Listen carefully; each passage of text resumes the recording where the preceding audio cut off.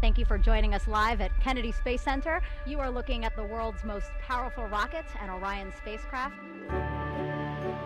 Today is a big day at NASA. We've selected the design of a new space exploration system that will take humans far beyond Earth.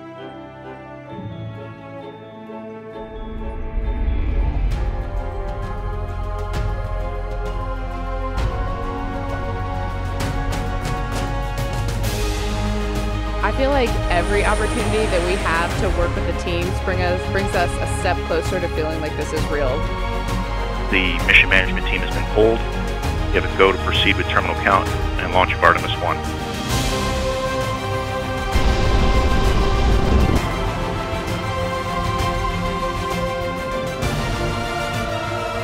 And here we go.